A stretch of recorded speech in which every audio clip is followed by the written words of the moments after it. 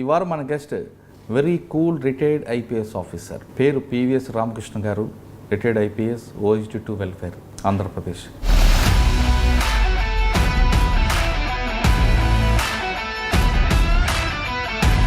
పెద్దపల్లిలో మీకు బాగా గుర్తుండిపోయిన ఎక్స్చేంజ్ ఆఫ్ ఫైర్స్ కానీ, కోమింగ్ కానీ, కిడ్నాప్స్ యాక్టివిటీస్ ఎక్కువ నక్సలైట్స్ చేసి పిన్ పాయింటెడ్గా వాళ్ళు ఎక్కడెక్కడ మూవ్ అవుతున్నారో లొకేషన్స్ ట్రాక్ చేయండి. ఇప్పట్లో మనకి GPS ఏం లేవు కదా. సో ఆ స్టేజ్లోనే వాళ్ళు కూడా కొంచెం సఫికేషన్ ఫీల్ అవ్వడం జరిగింది. చీరాల్లో టైగర్ నాగేశ్వరరావు అని రకరకాల పేర్లు, పక్కన ఓటుపురం క్రిమినల్స్ ఉండేవాళ్ళు, రైడ్స్ అవుతూ ఉండేవి, పట్టుకునేవాళ్ళం. చాలా సీరియస్ ఫైట్ అయిపోయింది. అంటే అప్పట్లో Osmania university use to have lot of problems. George Reddy వీళ్ళందరూ అంటే బషీర్ వాళ్ళ కాల్పులు జరుగుతాయని మీకు ముందే గెస్ట్ స్మెల్ వచ్చింది. మరి ఇంత రిపోర్ట్ అవుతున్నప్పుడు, పక్కన అసెంబ్లీ అవుతున్నప్పుడు ఏ విధంగా పర్మిషన్ ఇచ్చారు సార్? అంటే డెసిషన్ మీద మనం కామెంట్ చేయలేం. నెల్లూరు అంటే సమైక్యాంధ్ర. యాజిటేషన్ పీరియడ్లోనే ప్రాపర్టీ అఫెన్సెస్ బాగా జరిగాయి. అటు 1000 మంది నిలబడినా పోలీసు ఒక కానిస్టేబుల్ నిలబడితే చాలు, అంత డిస్ప్లేస్ అయిపోయి అంత రెస్పెక్ట్ ఇచ్చారు. భయం లేదా భయంతో కూడా గౌరవం తెలియదుగా జరిగేది. 97లో పరిస్థితి వేరు, ఇప్పుడు పరిస్థితి వేరు అని కాదు. ఎప్పుడైనా కూడా పబ్లిక్ అనేవారు, పోలీసులో కూడా యాటిట్యూడ్నల్ చేంజ్ చాలా వచ్చింది.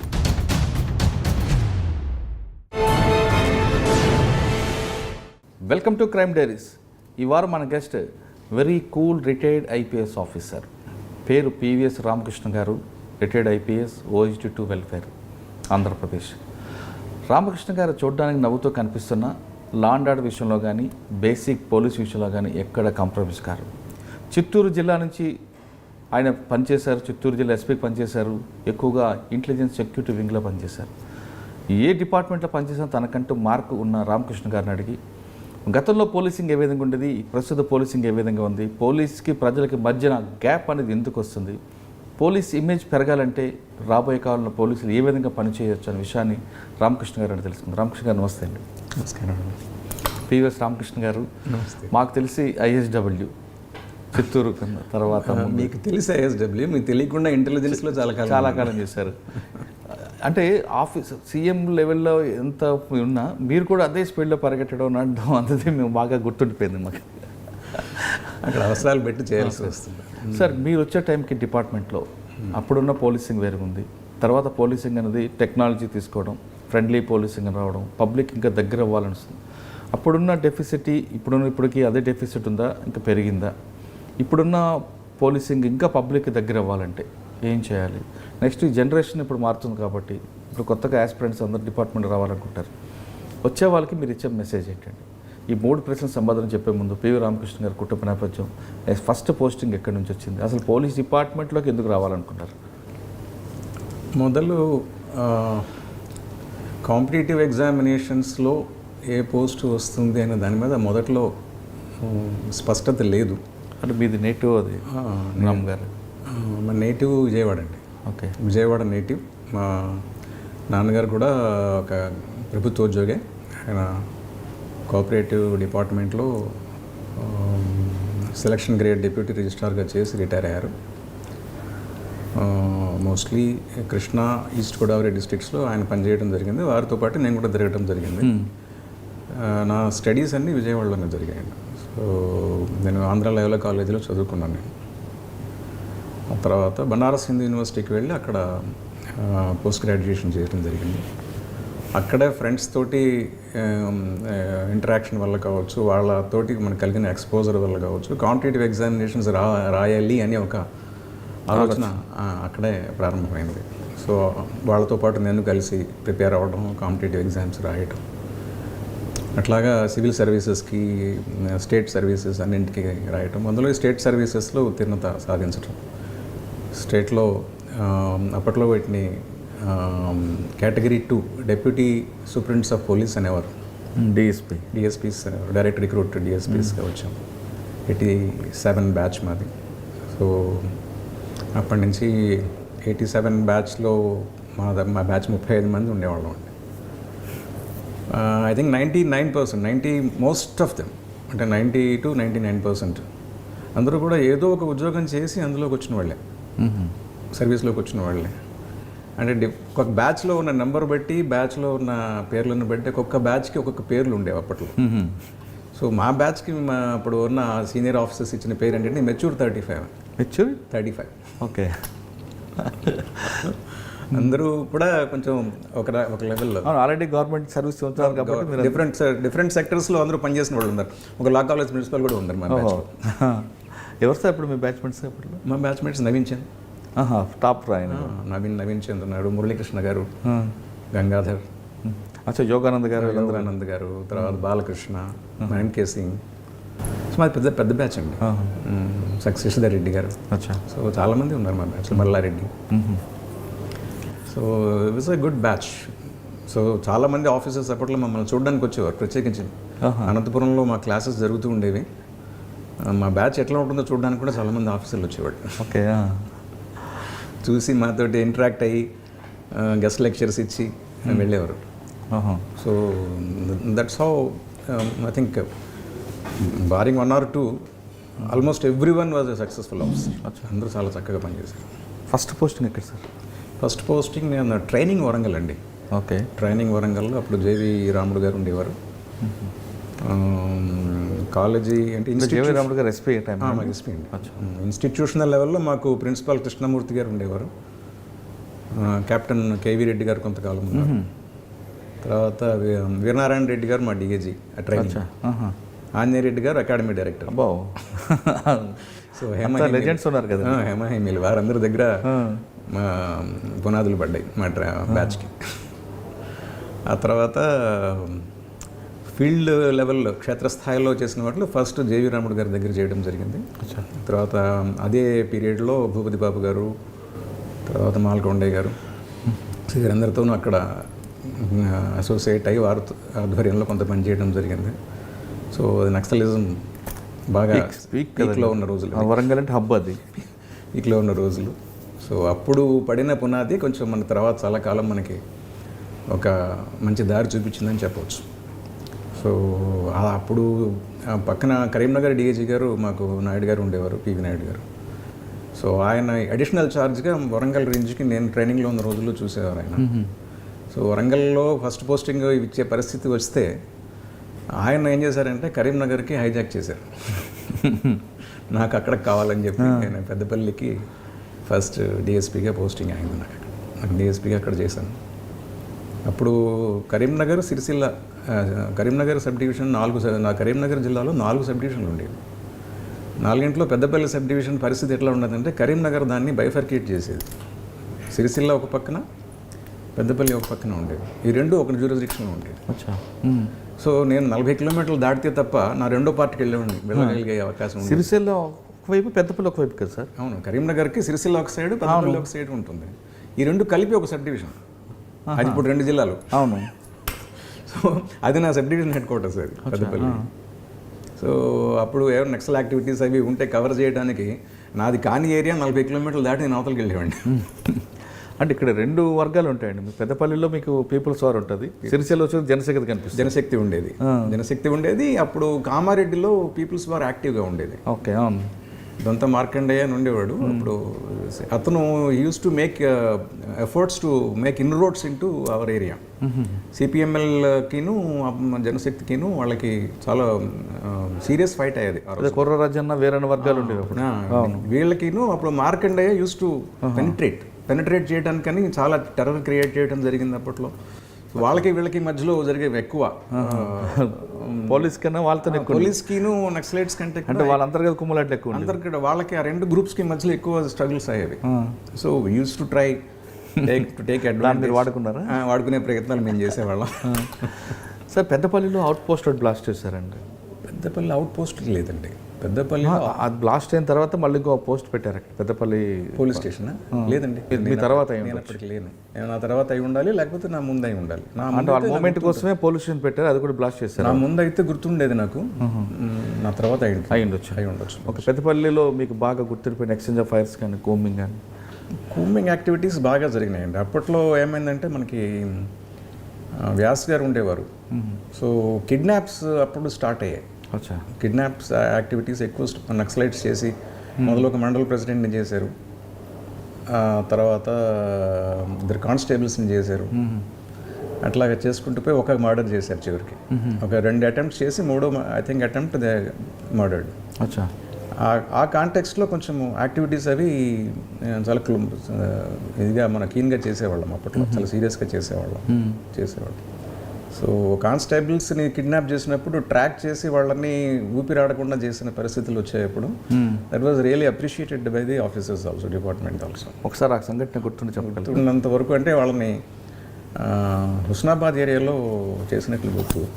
అక్కడ చేసినప్పుడు వాళ్ళని ఏదో వాళ్ళ డ్యూటీ కోసం వెళ్ళినప్పుడు వాళ్ళని తీసుకుని వెళ్ళిపోయారు. అచ్చా. తీసుకుని వెళ్ళిపోతే పిన్ పాయింటెడ్గా వాళ్ళు ఎక్కడెక్కడ మూవ్ అవుతున్నారో లొకేషన్స్ ట్రాక్ చేయడం. ఇప్పట్లో మనకి జీపీఎస్ అప్పుడు ఏం లేవు కదా, అప్పుడు ఏం ఉండేది కాదు. సో ఉన్న కేవలం ఇన్ఫార్మెంట్ నెట్వర్క్ తోటే, అంటే హ్యూమన్ ఇంటెలిజెన్స్తోనే మేము వాటిని ముందుకు తీసుకుని వెళ్ళి వాళ్ళని లొకేట్ చేసి సార్ పరిస్థితి వరకు వెళ్ళాం.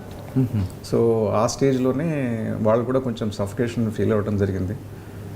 గవర్నమెంట్ కూడా కొంచెం కౌంటర్ నక్సలైట్ యాక్టివిటీస్ కొన్ని స్టెప్స్ తీసుకోవడం జరిగింది అప్పట్లో. సో వీటన్నిటిని చూసి వారు వాళ్ళని క్షేమంగా వదిలేశారు. సార్ పెద్దపల్లి ఎంతకాలం చూసారండి? 2 years. Okay, 2 years. తర్వాత అండి? తర్వాత అక్కడి నుంచి చీరాల చేశారు. అదే ఇక్కడ నుంచి అటు వచ్చారు. సో అది కూడా maybe out of compulsion only. Actually ఏంటంటే 2 years అయిపోయింది, ఇంకా స్టిల్ ట్రాన్స్ఫర్ అవుతుంది అనే ఆలోచన అప్పట్లో నాకు లేదు. So one fine evening DG గారు ఫోన్ చేసి, DG wanted me to find out whether you are free for a transfer అని అడిగారు. ఎక్కడికో తెలియదు. ఇక్కడ మీకు బాగా వర్క్ అయింది కదా, కొంచెం రిలాక్స్ ఇద్దామని తీసుకొచ్చారు. సో అది అంటే చేంజ్ కోసం ఇద్దాం అనుకుంటున్నారో తెలియదు, ఏదైనా అవసరం వచ్చిందో తెలియదు. ఫస్ట్ పోస్టింగ్ నాకు అది, అసలు ఎందుకు అడిగారో కూడా తెలియదు నాకు. ఓకే, తెలియదు అంటే అప్పుడు నేను ఇన్నోసెంట్గా చెప్పాను. అప్పుడు నేను సరే ఇదే స్థాయి సబ్ డివిజన్ అయితే నేను ఇక్కడే ఉంటాను, ఎందుకు అలవాటు పడింది కదా, ఇంతకంటే లైట్గా సబ్ డివిజన్ అయితే వెళ్తాను సార్ అన్న. అది ఎక్కడో తెలియదు. సరే okay, I will communicate the same thing, I don't know details అన్నారు. ఓకే, మౌంతి గారు DIG. So DG wanted me to find out only this match, so this I will convey అన్నారు అంతే. సరే తర్వాత డీజీ గారు ఆ రోజు సాయంత్రంకు నెక్స్ట్ డేకు got posted to Chirala. Chirala ఎందుకు పోస్ట్ చేశారో కూడా తెలియదు నాకు. సో అక్కడ ఉంటే అక్కడ అదే ఛాసలో ఉంటాం, కానీ వేరే ఏం జరుగుతుందో తెలుసుకునే పరిస్థితి అప్పుడు లేదు. సో మేబీ ఆ విధంగా చూస్తే జనరల్ నాలెడ్జ్ పూరేమో. సో దాని నేపథ్యం ఏంటంటే చీరాలలో ఇప్పుడు సీరియస్ కాస్ట్ కాన్ఫ్లిక్ట్ ఒకటి జరిగింది. చాలా సీరియస్ కాస్ట్ కారంచేడు కాదు, తిమ్మసముద్రం అని ఇప్పుడు మన గరణం బలరాం గారి నేటివ్ ప్లేస్. అక్కడ ఎస్సీ స్కీను అప్పర్ కాస్ట్ స్కీమ్ మధ్యలో ఒక సీరియస్ గొడవ అయింది, స్కిర్మిషెస్ అయినాయి. ఎంటైర్ హరిజన్ వాడ లెఫ్ట్ ది విలేజ్ తిమ్మసముద్రం. అక్కడి నుంచి వెళ్ళిపోయి ఒక I think 5-6 kilometers away another village దగ్గర ఒక క్యాంప్ లాగా పెట్టేశారు. And they refuse to come back, వెనక్కి రావడానికి. మాకు లైఫ్ థ్రెట్ ఉంది, మాకు సెక్యూరిటీ లేదు అక్కడ. అండ్ ఎస్పెషల్లీ సిట్టింగ్ ఎమ్మెల్యే నుంచి మాకు అప్పుడు థ్రెట్ ఉంది. సో ఈ కాంటెక్స్లో మేము అక్కడికి వెనక్కి రాలేము అని చెప్పి వాళ్ళు చేస్తే అది బికమ్ స్టేట్ వైడ్ ఇష్యూ అయింది. సిఐడి ఎంక్వైరీస్ అన్నీ జరిగినాయి అనమాట. సో జరిగితే ఆ నేపథ్యంలో అక్కడ ఆల్రెడీ ఉన్న ఆఫీసర్స్ని షిఫ్ట్ చేసి ఆ స్థానంలో ఒక ఫ్రెష్ ఫేస్ని వేయాలని మిమ్మల్ని సార్ అప్పుడు నేను తీసుకువెళ్ళి అక్కడ వేసి. మీరు వెళ్ళేసరికి ఎలాగుంది సార్ బర్నింగ్ టాపిక్? చాలా ఇష్యూ, సీరియస్ ఇష్యూ అంటే చాలా సీరియస్ ఇష్యూ. అప్పర్ కాస్ట్ అంత యానిమేటెడ్గా ఉన్నారు, ఎస్సీస్ అంత యానిమేటెడ్గా ఉన్నారు. వాళ్ళు కూడా అట్లాగే ఉన్నారు, వీళ్ళు అలాగే ఉన్నారు. అంటే దాని ఏమంటారంటే మాట్లాడితే ఎక్స్ప్లోజివ్గా ఉండేది సిచ్యువేషన్ రెండు గ్రూప్స్కి మధ్యలో. మరి ఈ సమస్యను మీరు ఏ విధంగా పరిష్కరించారు? ఇది ఏంటంటే మనం ఏం చేసామంటే కాన్స్టెంట్ పర్సుయేషన్ మీద పర్సుయేషన్ చేసుకుంటూ వచ్చి లోకల్ ఎలైట్ని హెల్ప్ తీసుకుని పోలీస్ ఆఫీసర్స్లో కూడా క్రెడిబిలిటీ ఉన్న వాళ్ళని కొంతమందిని తీసుకుని ఆ క్యాంప్స్కి ఎవ్రీడే క్యాంప్కి వెళ్ళి వాళ్ళతో కూర్చుని మాట్లాడి కన్విన్స్ చేసి maybe another 15 days it took for us to bring them back.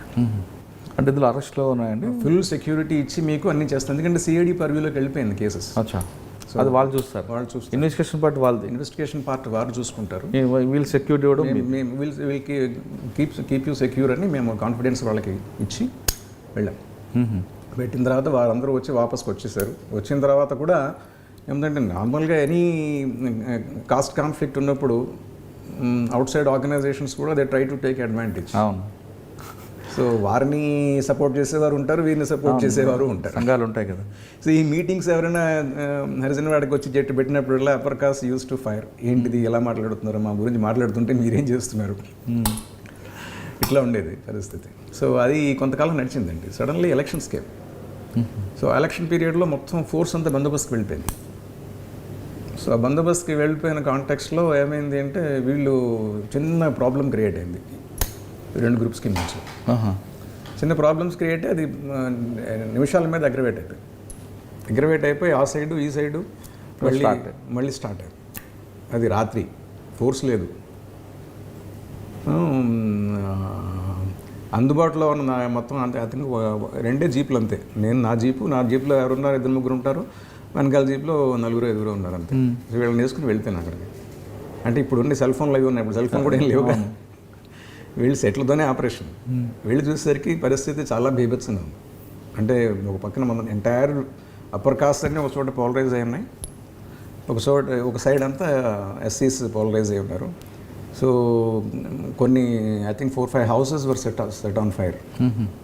ఒక పక్కన మంటలు, అదే పక్కన వీళ్ళు మొత్తం కనిపిస్తుంది, పక్కన వీళ్ళు ఒక పక్కన వాళ్ళు. సో నిమిషాల మీద ఏం చేయాలో అర్థం కాని పరిస్థితుల్లో అయితే అప్పటికప్పుడైతే ఫస్ట్ ముందు ఎస్సీస్ని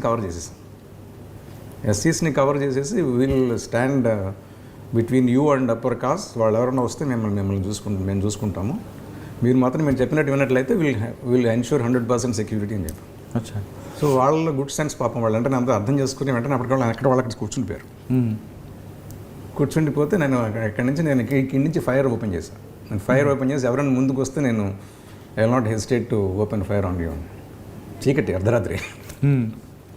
సో అట్లా కూర్చున్నాను, వాళ్ళు అలా కూర్చుని ఉన్నారు. నేను ఎలా ఒక లైన్లో ఫామ్ చేసి ఉన్నాము, లైన్లో ఫామ్ చేసి కూర్చుని ఎలా కూర్చున్నాను. అవతల పక్క నుంచి పాపం అప్పుడు ఆర్డీఓ గారు వచ్చారు. ఎవరండి? ఆర్డీఓ గారు అటు నుంచి రావడం. ఆయన ఏమంటే విలేజ్కి నేను ఈ సైడ్ ఉన్నాను, వాళ్ళు ఆ సైడ్ ఉన్నారు. ఆయన గెరవం చేశారు వాళ్ళు. So he could not reach me.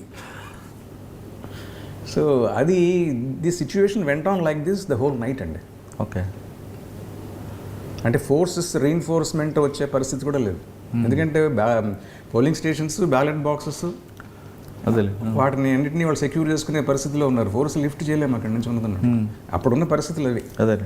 So వాళ్ళని మొబిలైజ్ చేసి వాళ్ళని మళ్ళీ నా దగ్గర తీసుకొచ్చేసరికి మార్నింగ్ 7-8 అయిపోయింది. నేనున్న చోటు తీసుకొచ్చేసరికి అప్పుడు ఎస్పీ గారు అందరూ వచ్చారు, మొత్తం కలెక్టర్ గారు, జాయింట్ కలెక్టర్ అందరూ వచ్చారు. ఎవరండి ఎస్పీ అప్పుడు? ఎస్పీ గారు సత్యనారాయణ గారు.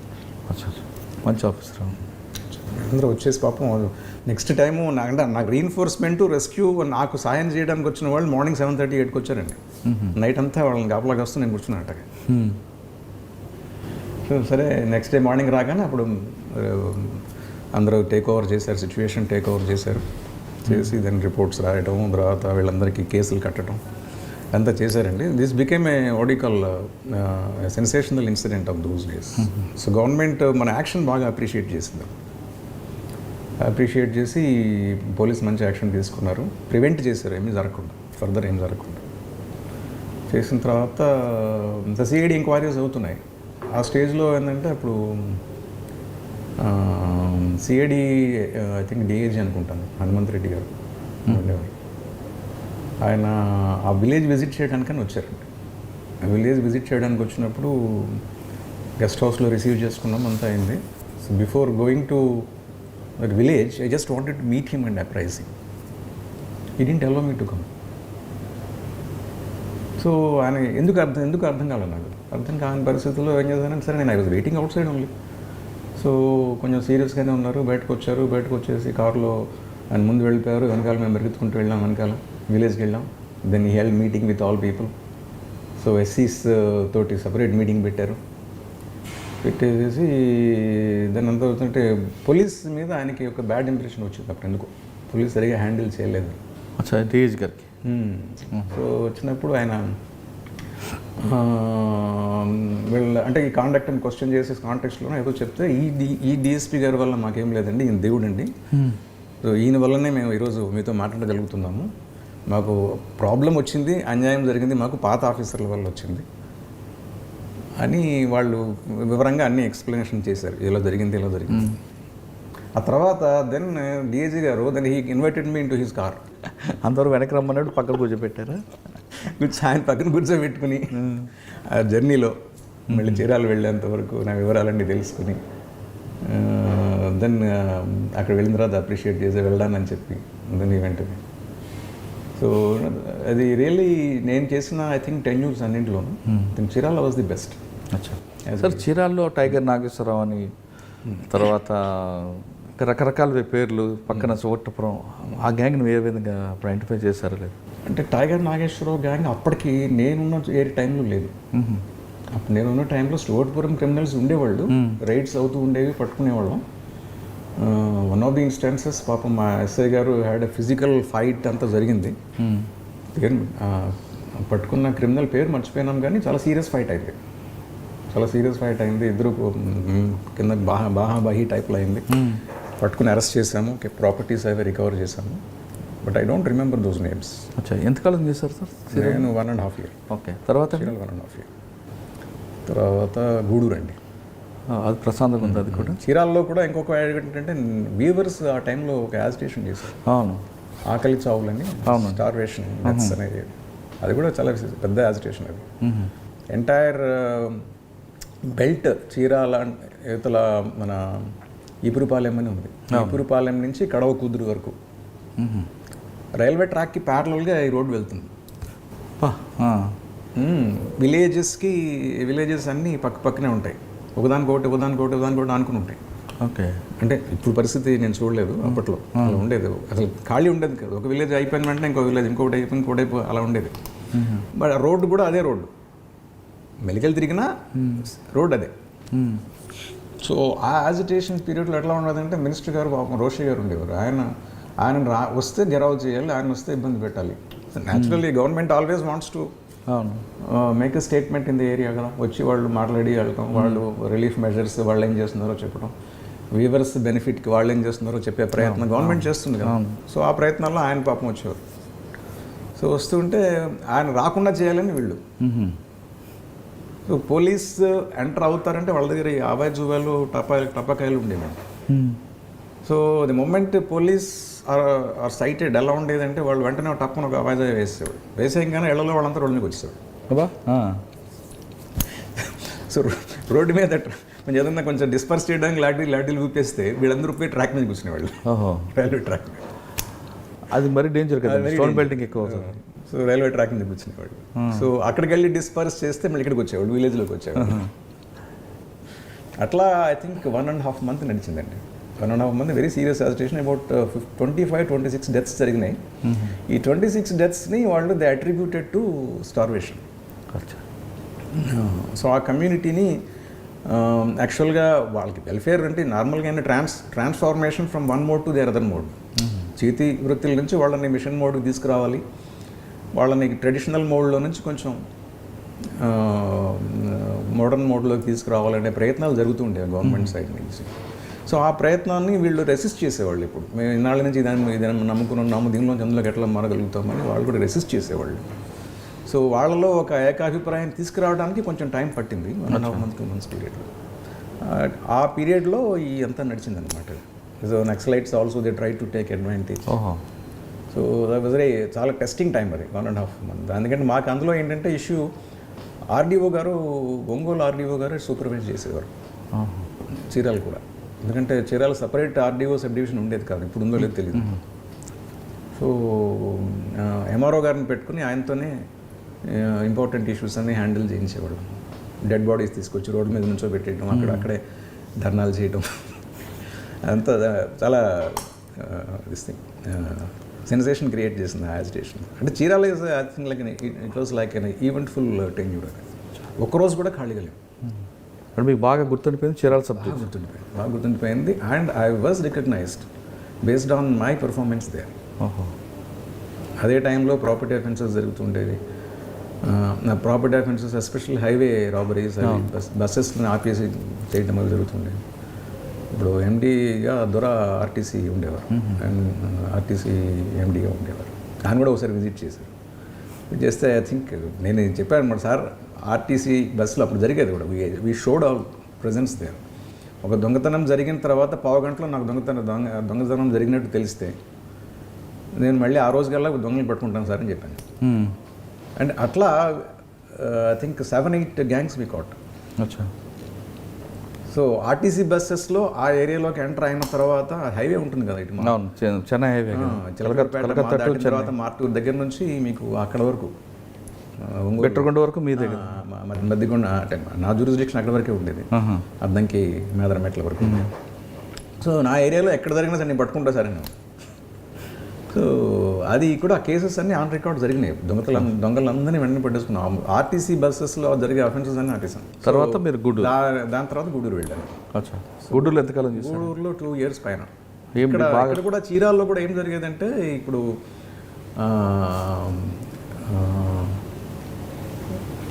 నా ఫంక్షనింగ్ కొంత ఎక్కువ మందికి నచ్చేది కాదు. మీద ఫంక్షనింగ్ నచ్చేది కాదు, ఎందుకంటే మనం ఇంపార్షియల్గా పోవటము, స్ట్రైట్గా వెళ్ళటము, ఇవన్నీ బాగా చూసిన తర్వాత అక్కడ ఎవరికి ఎవరెవరి ఇంట్రెస్ట్లు వాళ్ళకు ఉంటాయి కదా. సర్వ్ అవ్వట్లేదు అని అనుకుంటారో వాళ్ళందరూ పాపం ట్రై చేసేవాళ్ళు, ట్రాన్స్ఫర్ పంపిద్దామని ట్రై చేసి అది అయ్యేది కాదు పాపం. సో చివరికి ఏమైందంటే, అది అక్కడ చూపించిన పర్ఫార్మెన్స్ నాకు నన్ను తీసుకుపోయి గూడూరులో కూర్చోబెట్టింది. ఎప్పుడు గూడూరులో అప్పుడు సీఎంగా ఉన్నారు జనార్దన్ రెడ్డి గారు. సో ఏంటంటే from ministers constituency I was shifted to CMs constituency. So అక్కడికి వెళ్ళాను. వెళ్ళిన తర్వాత అక్కడ కూడా గూడూరు 2 years పైన చేసింది. అంటే ఇంత ఈవెంట్ఫుల్గా లేదు, కానీ గూడూరులో కొంచెం చికాకులు బాగా ఉండేవి. అటు కాస్ట్ పరంగాను ఉండేవి, ఇటు ల్యాండ్ ఆర్డర్ పరంగాను ఉండేవి. అక్కడ కూడా మీకు 2 వర్గాలు ఉంటాయి కదండి, దళిత వర్గం ఉంది. కానీ చీరాలలో ఫేస్ చేసినంత అంటే తిమ్మ సముద్రం అంతా ఉండకపోవచ్చు, ఆ స్థాయిలో లేదు. అప్పుడు బర్రె దుర్గాప్రసాద్ గారు కొంచెం లీడ్ చేసేవారు. దుర్గాప్రసాద్ గారు ఉండేవారు. ఆయన పాపం అక్కడ గెస్ట్ హౌస్లోనే ఉండేవారు. గెస్ట్ హౌస్లోనే ఉండి ఆయన ఎప్పుడు ఎవరో ఒకరిని తీసుకుని ఆఫీస్కి వస్తూ ఉండేవారు డిఎస్పీ. సో అక్కడ అది బాగుండేది. ఆ టెన్యూర్లో ఏంటంటే నేను కష్టపడ్డాను, కానీ చీరాలంతా చీరాలంతా ఈవెంట్ఫుల్ టెన్యూర్ అంత జోష్ రాలేదు, జోష్ అంత లేదు. But I could establish my self. 2 years on par with direct recruit collector sub collector గారు కూడా ఉండేవారు. ఐఏఎస్ ఆఫీసర్ ఎప్పుడు అక్కడ పోస్ట్ చేసేవారు గూడూరుకి. సో అదే రెప్యుటేషన్ నేను కూడా మెయింటైన్ చేశాను. గూడూరు తర్వాత అండి, గూడూరు తర్వాత దెన్ ఐ వెంట్ టు సిటీకి వెళ్ళాను. కేడీపేట్ సిటీ, హైదరాబాద్ సిటీ. ఎక్కడికి వచ్చారండి? హైదరాబాద్ సిటీ, ఏసీపీ కాచిగూడ వెళ్ళాను.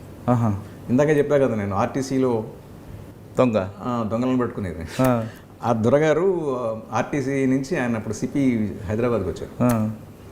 So I don't know, perhaps one of the reasons maybe he was impressed. So and he wanted to take me to Hyderabad. Kacheguda అనేది కూడా కొంచెం డిస్టర్బెన్స్ ఏరియా కదా. కాచిగూడ యూనివర్సిటీలో భాస్కర్ రావు గారు సిపిగా ఉన్నారు. యూనివర్సిటీ కోసం నేను తీసుకొచ్చాము అని చెప్పారు అప్పుడు. అంటే అప్పట్లో university, Osmania university use to have lot of problems. George Reddy వీళ్ళందరూ యూనివర్సిటీలో ప్రాబ్లమ్స్ అలా ఉండేవి అప్పట్లో. దానికోసం తీసుకొచ్చాలి అని చెప్పారండి. ఎందుకంటే ఇక్కడ జనార్దన్ రెడ్డి గారి టైంలో ప్రాబ్లం ఏంటంటే ఎలక్షన్స్ దగ్గర పడుతున్నాయి. ఎలక్షన్స్ దగ్గర పడుతున్న స్టేజ్లో నాలాంటి వాళ్ళు ఫిట్ అవ్వరు అక్కడ. అది అర్థమైందండి. అలాంటి వాళ్ళు ఫిట్ కారు కాబట్టి then he wanted to find and substitute వేసుకున్న తర్వాత నాకు ఇంకా పోస్టింగ్ ఇవ్వలేదు. అప్పుడు పోస్టింగ్ ఇవ్వలేదు, కానీ నేను హైదరాబాద్కి వెళ్ళిపోయి నేను కూర్చుంటే అప్పుడు భాస్కర్ రావు గారు అన్నారు, ఓకే ఇక్కడేం చేస్తావు నువ్వు, ఇంటికి వెళ్ళిపోయి వెయిట్ చేయి, నేను యూనివర్సిటీలో పోస్టింగ్ చేస్తానని చెప్పి పంపించేస్తాను. బట్ ఈయనకి కొంచెం మైండ్లో ఉండింది జనార్దన్ రెడ్డి గారికి, నేను అనవసరంగా ఈయన పంపించేశానని. ఈయన ఏంటంటే he used to go and put lot of పైరవీస్. నన్ను గుంటూరు జిల్లాలో వేయండి, సత్తెనపల్లిలో వేయండి, కావలి వేయండి, ఇవన్నీ అడుగుతూ ఉండేవారు. సో ఆ సంగతి నాకు తెలిసేది కాకపోతే ఆయన ఒకసారి భాస్కర్ రావు గారు డీజీ గారు రమ్మంటున్నారంటే వెళ్తే దెన్ లెఫ్ట్ అండ్ రైట్ కోపడ్డారు. ఏవి నువ్వు పైరవీలు చేస్తున్నావా, నీకు మంచిగా చెప్పాను, నేను మంచి పోస్టింగ్ ఇస్తానని చెప్పాను, నువ్వు ఎందుకు పైరవీలు చేస్తున్నావు? నేను ఎక్కడ చేశాను సార్, నాకు తెలియదు, ఎవరు పైరవీలు చేసి అలవాటు కూడా లేదు, నేను చేయలేను sir. Just wait for my orders, ఎవరితో నువ్వు మాట్లాడగలను. ఇంటెలిజెన్స్లో సుబ్బారెడ్డి గారు ఉండేవారు, ఆయన చెప్పారు, జనార్దన్ రెడ్డి గారు మాకు బాగా ప్రెషర్ తీసుకొస్తున్నారు, అది చూసే బహుశా డీజీ గారు చెప్పుంటారు నీకు, you go and tell him that you are happy here అన్నారు. నేను వెళ్ళి ఇంటికి వెళ్ళి ఆయన కలిసి చెప్పాను, సార్ ఐఎమ్ హ్యాపీ సార్, ఇక్కడ మంచి పోస్టింగ్ ఇచ్చారు, నాకు బాగుంది, మీరు ట్రై చేయడం ఆపేయండి సార్ అంటే ఓకే మీరు హ్యాపీగా ఉంటే నాకు పర్వాలేదులే అని చెప్పి తను ఈజీ ఓకే. సో కాచిగూడలో మీకు బాగా గుర్తుండిపోయిన సంఘటన? కాచిగూడలో యూనివర్సిటీ కాచిగూడలో యూనివర్సిటీ ఎక్కువ, యూనివర్సిటీలోనే ప్రాబ్లమ్స్ ఫ్రీక్వెంట్గా వస్తుండేవి. నార్మల్గా ఏమవుతాయంటే మనం అదర్వైజ్ బిజీగా ఉన్నప్పుడు any group will try to take advantage. ఇప్పుడు యూనివర్సిటీలో ఉన్న వాటిలో మేజర్గా నాకు గుర్తున్నంత వరకు ఏంటంటే అప్పుడు కూడా ఎలక్షన్స్ జరిగాయి, 94 ఎలక్షన్స్ జరుగుతున్నప్పుడు, జనరల్ ఎలక్షన్స్ జరుగుతున్నప్పుడు మళ్ళీ again force was busy doing so election బందోబస్తు అండ్ ఆ టైంలో వీళ్ళందరూ కలిసి వీసీ లాడ్జ్ రైడ్ చేశారు. ఏంటి వీసీ లాడ్జ్ వెళ్ళిపోయి సర్ప్రైజ్ చేసి ఆయన వెళ్ళి ప్రిన్సెస్లో కూర్చుని ధనాలు మొదలుపెట్టారు. సో అప్పటికప్పుడు హడావుడిగా వెళ్ళి వాళ్ళని కూర్చుని వాళ్ళ నెగోషియేషన్లో పెట్టి, నెగోషియేషన్ జరుగుతుండగా ఫోర్స్ రప్పించి లిఫ్టింగ్ ఆ ఫోర్స్ని పెట్టి ఇప్పుడు లిఫ్ట్ చేసాం. అది కూడా కొంచెం హడావుడి అయింది, బాగానే హడావుడి అయింది కొంచెం. We had to disperse, use necessary force use చేసాం. కాచిగూడ తర్వాత then I went to vigilance and civil supplies. Vigilance enforcement, civil supplies ఉండేది అప్పట్లో, సివిల్ సప్లైస్ ఉండేది. అప్పుడు ఎస్ఎస్పి యాదవ్ గారు ఉండేవారు. ఆయన ఏం చేసేవారంటే డిపార్ట్మెంట్లో బాగా కరప్షన్ ఉందని, చాలా అప్రైట్ ఆఫీసర్స్ కావాలని డిఫరెంట్ ఏజెన్సీస్ని ఓపెన్ చేసి వాళ్ళందరి చేత ఎంక్వైరీలు చేసి లిస్టులు అంది కాచి వడబోసి వాటిల్లో నన్ను కూడా ఒకటి పికప్ చేసి తీసుకెళ్ళిపోయి కాచిగూడ నుంచి విజిలెన్స్లో వేసేసారు. ఓకే. అప్పుడు అప్పారావు గారు ఉండేవారు. అప్పారావు గారు ఉంటే అప్పుడు ఇది రాముడు గారు రెసిస్ట్ చేశారు. రాముడు గారు రెసిస్ట్ చేసి నేను సిపి గారికి నేను చెప్పాను, వెళ్ళి కాలు వద్దని చెప్పాను, పోస్టింగ్ ట్రాన్స్ఫర్ చేయొద్దని చెప్పాను. ఆయన వెళ్తే అప్పారావు గారు అందరూ అవునండి, యాదవ్ అడిగాడండి, మంచి వాళ్ళు కావాలంటున్నారు, నేను ఇవ్వాలి కదా, ఆయన బాగా మంచి ఆఫీసర్, మీరు వెళ్ళి పని చేయండి, మీకు కూడా మంచి. ఎంతకాలం చేస్తారు సార్ అక్కడ? 2 years పైన. 2 years తర్వాత అండి? 2 years చేశాను. 2 years తర్వాత ఓఎస్డి కొత్తగూడెం వెళ్ళాను, ఎక్స్ట్రీమిస్ట్ ఆపరేషన్. ఓకే. అక్కడ కూడా 2 years టెన్యూర్ అయిపోయింది, నా అంతా నేనే వెళ్ళి ఈజీగా రిప్రజెంట్ చేశాను, ఎంతకన్నా ఎక్కువ పని చేయలేము sir. Then Kothagudem extremist operation, ఇది డిఫరెంట్ ఏరియా, ఎక్స్ట్రీమిస్ట్ ఆపరేషన్స్. అది కూడా బాగానే ఉంది, మంచి రిజల్ట్స్ ఉన్నాయి. కొత్తగూడెంలో అంటే ఇప్పుడు డీజీ గారు దొరగారు సార్, ఇప్పుడు దొరగారు చంద్రబాబు నాయుడు ఆ టైంలో బ్లాస్ట్ కూడా అయితే వచ్చారు కదండి చంద్రబాబు నాయుడు దొరగారు అక్కడికి. అంటే అప్పుడు కరకగూడెం అనే police station attack. Karakagudem police, ఇప్పుడు ఇందాక మీకు చీరాల్లో చెప్పినట్టుగా ఇక్కడ అంతే, కరకగూడెం పోలీస్ స్టేషన్ అయిన తర్వాత దాని రీబిల్డింగ్ ఎఫర్ట్స్లో నన్ను వేశారు. మళ్ళీ అక్కడ కాన్ఫిడెన్స్ బిల్డింగ్ ఉంటుంది కదా. అవును. నార్మల్లీ పోలీస్ స్టేషన్ బ్లాస్ట్ అయితే people usually loose confidence police మీద. సో ఆ కాన్ఫిడెన్స్ బిల్డింగ్ ఎక్సర్సైజ్లో భాగంగా నన్ను వేశారు అక్కడ. చీరాల లాంటి పోస్ట్ అది కూడా కొత్తగూడెంలో. అక్కడ మళ్ళీ ఒక పోలీస్ స్టేషన్, మళ్ళీ నన్ను ఫోర్ట్ పోలీస్ స్టేషన్స్ అని చూసే కదా, కోటల్ లాంటివి. ఈ కాన్సెప్ట్ అప్పుడు స్టార్ట్ అయింది. అచ్చా, కోట టైప్ రౌండ్గా అంటే సెక్యూరిటీ రీజన్స్లో కట్టించారు. ఫస్ట్ టైం వరంగల్లో కట్టారు. ఫస్ట్ పరస అనుకుంటాను sir, Warangal district. First Warangal డిస్ట్రిక్ట్లో ఫస్ట్ కట్టారు. అదే పరస పోలీస్ మేరు మర్చిపోయాను, ఏటూరు నగరం దగ్గర బ్లాస్ట్ అయితే ఆ మోడల్ కట్టారు. సెకండ్ కరకగూడెం ఆ పోలీస్ స్టేషన్ కట్టాము. పోలీస్ స్టేషన్ కట్టి ఆ ఏరియాలో మళ్ళీ కాన్ఫిడెన్స్ బిల్డింగ్ అదే చేశాను. బాగా కొత్తగూడెం తర్వాత ఇంటెలిజెన్స్ ఎంతకాలం ఉన్నారండి? ఇంటెలిజెన్స్ ఆ స్పెల్లో క్లోజ్ టు 7 years. బా, 94 to 99 నుంచి 2005 చివరి వరకు ఉన్నా. అంటే పొలిటికల్ ఇంటెలిజెన్స్ అంటే లేదంటే ఎస్ఐబి అంటే అందులో పొలిటికల్ ఇంటెలిజెన్స్ ఎక్కువ.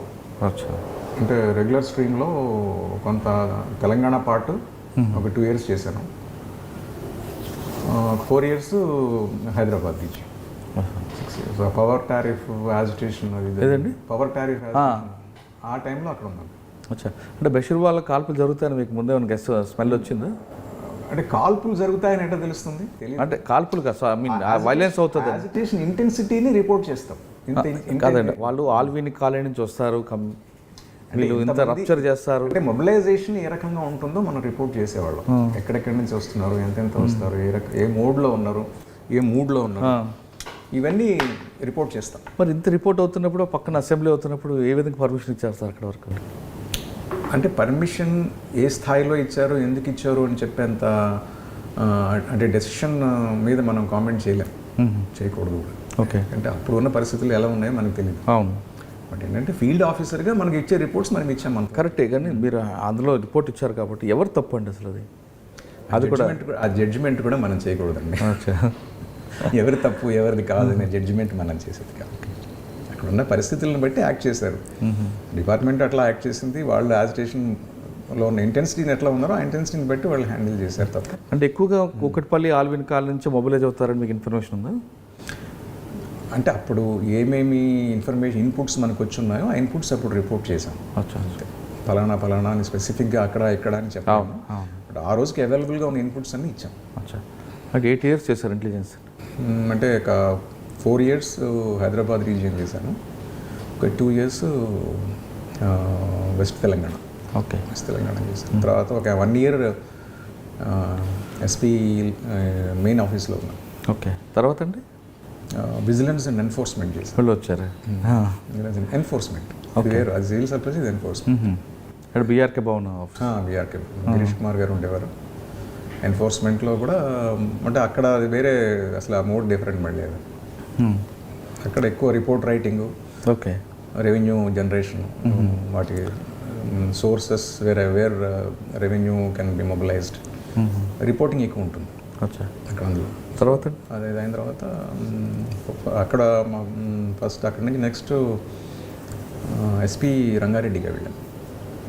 ఎస్పీ రంగారెడ్డి అంటే మీరు సూర్యప్రకాష్ గారు తర్వాత మీరు ఫస్ట్ ఎస్పీ రంగారెడ్డి. సూర్యప్రకాష్కి నాకు మధ్యలో 2 ఆఫీసెస్ ఉన్నారు. దామోదర్ చేశాడు, తర్వాత మన దామోదర్ గారు చేశారు. ఒక ఆయన గురవప్ప గారిని అపాయింట్ చేశారు. శ్రీకాకుళం ఎస్పీ గారు చేశారు. వారిద్దరి తర్వాత నేను చేశాను. ఇక్కడికి వెళ్ళిన రంగారెడ్డిలో మీరు ఐడెంటిఫై చేసిన ప్రాబ్లం ఏంటంటే మూఢనమ్మకాలు? రంగారెడ్డిలో ప్రాబ్లం అంటే ఉన్నాయి. ఇప్పుడు సూపర్ స్టేషన్స్ బాగానే ఉండేది. సూపర్ స్టేషన్స్ కంటే అక్కడ ప్రాబ్లం ఏంటంటే అది carved out district, main district నుంచి ఒక సబ్ డివిజన్ డిస్ట్రిక్ట్గా మార్చి పెట్టారు అప్పుడు. సో ఎప్పుడైనా ఎనీ ఎస్పీ అక్కడికి వెళ్ళిన వెంటనే ఫేస్ చేసేది ఏంటంటే resource crunch. Correct, resource crunch ఎక్కువ ఉండేది. ఎందుకంటే మొత్తం 3 platoons ఫోర్స్ ఉండేది, 18 పోలీస్ స్టేషన్స్. అప్పట్లో మా డీజీ గారు యాదవ్ గారు అని చెప్పేవారు, చిన్న డిస్ట్రిక్ట్ అనుకోక నువ్వు అంతకుముందు ఒక ఆఫీసర్ రెఫ్యూజ్ చేశారు వెళ్లకుండా. సో అందుకని చిన్న డిస్ట్రిక్ట్ అనుకోవద్దు, this is comparable to any serious district. అవునండి, చేవెళ్ళ కాల్పులు కూడా రైతుల మీద కాల్పులు. ఎనీ సీరియస్ డిస్ట్రిక్ట్కి ఏం తక్కువ కాదు, ఇది చాలా ప్రాబ్లమ్స్ ఉంటాయి, మీరు జాగ్రత్తగా హ్యాండిల్ చేయకపోతే ఇబ్బందులు పడతారు అని అప్పట్లో ఆయన కాషన్ చేశారు. ఎంతకాలం చేశారండి అక్కడ? 1.5 years. ఓకే సార్, రంగారెడ్డిలో మీకైనా ముందు పనిచేస్తున్న ఆఫీసర్ల మీద అక్కడ కింద వాళ్ళు ఎప్పుడు కూడా ఏదో ఎలిగేషన్ పెట్టి డిస్టర్బ్ చేస్తుంటారు, మీరు ఆ ప్రాబ్లం ఫేస్? లేదండి, నేనేం ఫేస్ చేయలేదు. I was very comfortable. ఇక్కడ దామోదర్ గారికి ఆ ప్రాబ్లం వచ్చింది అంటే నేను చెప్పలేను అవన్నీ, ఆ ప్రాబ్లమ్స్ ఏమున్నాయో చెప్పలేను, కానీ బట్ నా సమయంలో మాత్రం నాకు చాలా మంచి పేరు వచ్చిందండి. అంటే పబ్లిక్ నుంచి కాదండి, మెన్ నుంచి అంటున్నాను. మెన్ నుంచి కూడా నాకేం రాలా. అప్పుడు ఎక్కువగా వాళ్ళు మెన్ ఏం చేసేవారంటే ఆఫీసర్ల మీద ఎలిగేషన్ పెట్టేవారు ఏదో ఒకటి. అంటే మెన్ గురించి కూడా నాకు పబ్లిక్ చాలా మంచి వాళ్ళండి, వాళ్ళు ఇన్నోసెంట్స్, వాళ్ళు తాండూరు వాటి తీసుకున్నాం మీరు. మెన్ కూడా అసలు నాకు ఎటువంటి ప్రాబ్లం క్రియేట్ చేయలే. ఏం క్రియేట్ చేయలేదు. రంగారెడ్డిలో 1.5 year అండి? 1.5 year. ఓకే, తర్వాత అప్పట్లో మేము హ్యాండిల్ చేసిన వాటిలో ఫర్టిలైజర్ యాజిటేషన్ ఒకటి బాగా జరిగింది. అప్పుడు ఎరువుల కొరత బాగుండేది. అవునండి, అంటే మీకన్నా ముందే కదా కాల్పులు జరిగాయి చేవేలలో? నాకంటే ముందే. సూర్యప్రకాష్ సూర్యప్రకాష్ ఉన్నప్పుడు కాల్పులు జరిపి ఒక రైతు చనిపోవడం ఇష్యూ అయింది. నేనున్నప్పుడు జరగలేదు, బట్ యాజిటేషన్, సీరియస్ యాజిటేషన్ అయింది, ఫర్టిలైజర్ యాజిటేషన్. సో ఎక్కువ ఫోర్స్ లేదు, ఉండేది కాదు, 4 ఇన్స్పెక్టర్లు ఉండేవాళ్ళు. అవును, ఒక ఎస్పీ, అడిషనల్ ఎస్పీ, 4 ఇన్స్పెక్టర్లు. తాండూరు, వికారాబాద్, పరిగి, అంతే. నలుగురు ఇన్స్పెక్టర్స్ ఉండేవాళ్ళు. ఇప్పుడు అది ఒక నలుగురు జిల్లా అయింది, దానికి రెండు ఎప్పుడు ఒకళ్ళు సెలవులో ఉండేవాళ్ళు, ఒకళ్ళు హైకోర్టుని వెళ్ళిపోయేవాళ్ళు. ఏ ప్రాబ్లం వచ్చినా డైరెక్ట్ ఎస్పీ మీద పడేది impact. Vikarabad head quarter. So used to run around, బాగా పరిగెత్తేవాళ్ళు. అది డిస్ట్రిక్ట్ అని చెప్పలేమంటే సార్, అది సిటీ అని కూడా చెప్పలేం. పక్కన హైదరాబాద్ ఉంటుంది. మీరు అటుపోతే మహబూబ్నగర్ ఒక బోర్డర్, కర్ణాటక బోర్డర్. సో అంటే రిసోర్స్ క్రంచ్ ఫేస్ చేసాం, కానీ ఇష్యూస్లో ఎక్కడా ఫెయిల్ అవ్వలేదు. సక్సెస్ఫుల్గానే జరిగింది ప్రోగ్రామ్ అంతా. సో రంగారెడ్డి తర్వాత అండి, రంగారెడ్డి తర్వాత తిరుపతి దేవస్థానంకి COSOగా వేశారు. స్వామివారి సేవలో ఉన్నారు. స్వామివారి సేవ మంచి అవకాశం, అసలు ఊహించలా. ఇక్కడ యాక్చువల్గా చాలా ఇది ఉండింది, అనిమాసిటీ ఉండింది రంగారెడ్డి డిస్టిక్లో. నార్మల్గా ఏంటంటే మీరు ఎప్పుడో ఇంపార్షియల్గా పనిచేస్తూ ఉంటే ఏదో మేరకు మీకు అపోజిషన్ పార్టీ లబ్ధి పొందుతుంది. వాళ్ళు కంఫర్టబుల్గా ఉంటే రూలింగ్ పార్టీ ఏమనుకుంటుంది, అవును, సో ఏదో ఫేవర్ చేసేస్తున్నారు అనుకో. సో అలా అనుకుని అప్పుడు నాకు అక్కడి నుంచి షిఫ్ట్ చేయడం జరిగింది. సో తంతే బోర్లగంపలో పడ్డట్టు అయింది. అక్కడి నుంచి సోమవారి సన్నిధికి వెళ్ళిపోయారు. సో అక్కడ కూడా 1 year చేశాను. 1 year చాలా మంచి పర్ఫార్మెన్స్, బాగుంది. అప్పుడు ఏంటంటే కాంట్రవర్సీ ఒకటి నడిచింది. అప్పుడు స్వామివారి నగలో, అవును, దాని ఏమంటారు, పింక్ డైమండ్, అవును, అవన్నీ డాలర్ శేషాద్రి గారి గురించి ఒక ఎంక్వైరీ అవన్నీ జరిగినాయి. ఆ నేపథ్యంలో హైకోర్టు ఏం చేసిందంటే ఒక కమిటీ ఫామ్ చేసి స్వామివారి ఆస్తులన్నింటినీ వాల్యుయేషన్ చేసి అవి ఇంటాక్ట్ ఉన్నాయా లేవా చెప్పమంది. సో రిపోర్ట్స్ సీల్డ్ కవర్లో ఇవ్వాల్సి వచ్చింది, కోర్టుకి ఇవ్వాల్సి వచ్చింది.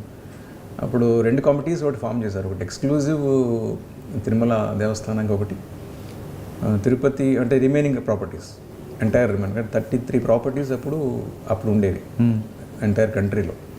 అది నిజంగా జరిగిందా సార్, లేదా ఓన్లీ ఆరోపణ అంటారా? అంటే సార్ ఏంటంటే మనం ఇప్పుడు ఈ రోజు దాని గురించి మాట్లాడితే అది ఒక డిబేట్లో ఉంటుంది. ఫస్ట్ థింగ్, అప్పుడు మేము జమాలజీ ఇన్స్టిట్యూట్కి వెళ్ళి మాట్లాడాము. జమాలజీ ఇన్స్టిట్యూట్కి వెళ్ళి మాట్లాడితే వారు చెప్పింది ఏంటంటే అసలు డైమండ్ అనేది పింక్ కలర్లో ఉండదండి. సో అని వారి దగ్గర ఉన్న ఇన్పుట్స్ అన్నీ మాకు ఇచ్చారు. దాని కాంటెక్స్లోనే ఒక జమాలజీ ల్యాబ్ పెట్టేశాను, టీటీడీలోనే ఒక జమాలజీ ల్యాబ్ పెట్టేశాను. పెట్టేసి అక్కడ అవసరమైన పరికరాలు అన్నీ కొనేసిన తర్వాత మొత్తం స్వామివారి మొత్తం జ్యువెలరీ మొత్తం ఎంటైర్ కంట్రీలో ఉన్నవంతా అసెస్మెంట్ చేసి వాటి రిపోర్ట్స్ ఇచ్చాము. సో మంచి అవకాశం అది యాక్చువల్లీ, అన్ని ప్లేసెస్కి వెళ్ళగలగడం, అన్ని ప్లేసెస్ చూడటం, ఆయన స్వామివారి నగలన్నీ వెరిఫై చేయటం అన్నీ జరిగింది. అప్పుడు దానికి పొరపాట్లు జరగకుండా ఏమేమి చర్యలు తీసుకోవాలి, ఆ చర్యలన్నీ తీసుకోవటం అవన్నీ జరిగింది. సో అక్కడి నుంచి మళ్ళీ చిత్తూరు వేశారండి. సో అంటే స్వామివారి నుంచి తిన్నగా మళ్ళీ చిత్తూరు జిల్లా పాదాల దొరికి అక్కడి నుంచి చిత్తూరు జిల్లాకి ల్యాండ్ అయ్యి మళ్ళీ అక్కడే కంబైన్డ్ డిస్ట్రిక్ట్ అది ఇంకా క్లోజ్ అవ్వలేదు, బైఫర్కేట్ అవ్వలేదు. ఈ రంగారెడ్డికి ఇది కాంట్రాస్ట్. రంగారెడ్డి 18 పోలీస్ స్టేషన్స్ ఉండేవి. అవును. చిత్తూరు జిల్లాలో 85 police stations. So complete contrast ఇది. 85 పోలీస్ స్టేషన్స్, 5 సబ్ డివిజన్స్, దగ్గర ఒక 25 మంది సర్కిల్ ఇన్స్పెక్టర్స్, పెద్ద ఫోర్సు, పెద్ద. ఇప్పుడు ఎంటైర్ అనంతపురం రేంజ్లో ఏ జిల్లాలో ఎక్కడ క్రైసిస్ వచ్చినా సరే చిత్తూరు నుంచి ఫోర్స్ ఇచ్చేవాళ్ళు. అదే టైంలో సాయిబాబా గారి సిద్ధి కూడా జరిగింది, సిద్ధి అంతం కూడా జరిగింది. ఆ టైంలో కూడా మేము ఫోర్స్ ఇక్కడి నుంచి ఇచ్చాం అనంతపురం, చిత్తూరు నుంచి. సో చిత్తూరు జిల్లా ఆల్సో అప్పుడు రతన్ గారు సిఐడి డీజీ అనుకుంటారు. సో బాగా చేశారు అది. చిత్తూరు జిల్లా కూడా మంచి టెన్యూర్, అది సాటిస్ఫైయింగ్ టెన్యూర్. అక్కడ మీకు బాగా గుర్తుండిపోయిన కేసులు అంటే అప్పుడు చింటూ అనే వ్యక్తి, సీకే బాబు, అవును, సీకే బాబు గారి మీద అటాక్ అయినప్పుడు ఇక్కడ నాకు చిత్తూరు జిల్లా వేసినప్పుడు నాకు టార్గెట్ ఇచ్చారు అడిషనల్ డీజీ గారు ఇంటెలిజెన్స్. ఆయన మీద అటాక్ చేసిన వాళ్ళలో ఒక చింటూ నక్సల్ కాడర్ ఉండేది, అతన్ని పట్టుకోవాలి నువ్వు ఎట్లా అయినా అని చెప్పి నాకు పంపించారు. అది పట్టుకున్నాం, ఎక్కడో ట్రేస్ చేసాం, మొత్తం ట్రేస్ చేసి వాడిని తీసుకొచ్చి వాడిని, ఐ థింక్ ఆ ఇన్సిడెంట్ జరిగినప్పుడు ఉన్న ఆఫీసర్కి నాకు మధ్యలో ఇంకొక ఆఫీసర్ కూడా ఉన్నారు. అంటే నియర్లీ జరిగిన తర్వాత 3 ఇయర్స్కి వాడిని పట్టుకొచ్చి అంటే లిస్టులోకి రాని అక్యూజ్డ్ కూడా ఐడెంటిఫై చేసాం. ఓహో. అక్యూజ్ని ఐడెంటిఫై చేసి వాళ్ళని కూడా పట్టుకుని ఆ కేసుని మళ్ళీ అరెస్ట్లు అవి చేసి ఛార్జ్ షీట్ అవి ఫైల్ చేయడం జరిగింది. అది మంచి కేసు. అంటే ఆ జిల్లాకి పంపించేటప్పుడు నాకు ఇచ్చిన టార్గెట్ మీరు కంప్లీట్ చేస్తారు. కానీ సీకే బాబు రౌడీజన్ కంట్రోల్ చేస్తారా? ఆ పీరియడ్లో ఆయన యాక్టివిటీస్ మనం అంత సీరియస్ అబ్జెక్షనబుల్ యాక్టివిటీస్ లేవు. అచ్చా. అంత సీరియస్ లేవు. అంటే అప్పట్లో ఏమంటే 3 స్ట్రాంగ్ గ్రూప్స్ ఉండేవి. ఇప్పుడు మన ఫార్మర్ సీఎం గారు కిరణ్ కుమార్ రెడ్డి గారు, పెద్దిరెడ్డి రామచంద్రరెడ్డి గారు ఉండేవారు, బొజ్జ ఆదికేశ్వర నాయుడు బాబు, సీకే బాబు. అక్కడ ఈక్వేషన్స్ వాటిలో మధ్యలో ఉండేవి. ఆ ఈక్వేషన్స్లో కొంచెం బ్యాలెన్స్ చేయడం కొంచెం హెడ్ఏక్ ఉంటుంది, కొంచెం కాంప్లికేటెడ్గా ఉండేది. But we came out successfully. So ఎవరిని నొప్పించకుండా మనం అక్కడ సక్సెస్ఫుల్గా ఇష్యూస్ని హ్యాండిల్ చేయడం జరిగింది. అందరూ కోఆపరేట్ చేసేవారు. చిత్తూరు తర్వాత కృష్ణ, అది కొంచెం ప్రశాంతంగా కృష్ణా ఉంటుంది. జిల్లా లేదండి, ప్రశాంతత అంటే సామాజిక వర్గం దీంట్లో తీసుకుంటే అక్కడ కూడా కొంచెం కృష్ణా జిల్లాలో అంటే చెప్పాక మీరు ఒక ఏరియా నుంచి ఒక ఏరియాకి కంపేర్ చేయలేం. అవును. చీరాలలో ఒక ఇష్యూ ఉండేది, గూడూరులో ఒక ఇష్యూ ఉండేది. అలాగే చిత్తూరు జిల్లాలో ఉన్న డైనమిక్స్ వేరుంటాయి. అవును. కృష్ణా డిస్ట్రిక్ట్లో పాలిటిక్స్ మీ సొంత జిల్లా కదా, ఇక్కడ డైనమిక్స్ వేరుంటాయి. సో ఇక్కడ డైనమిక్స్ వేరుంటాయి. ఈ డైనమిక్స్లో ఇక్కడ సిచ్యువేషన్ వేరు. అంటే ఇక్కడ మీరు ఫేస్ చేసిన ప్రాబ్లం ఏంటి? కృష్ణా జిల్లాలో మనకి ఎక్కువగా ప్రాబ్లమ్స్ నేను హ్యాండిల్ చేసిన వాటిల్లో ఒకటి ఇది జరిగిందండి. December 31st నాడు ఒకటి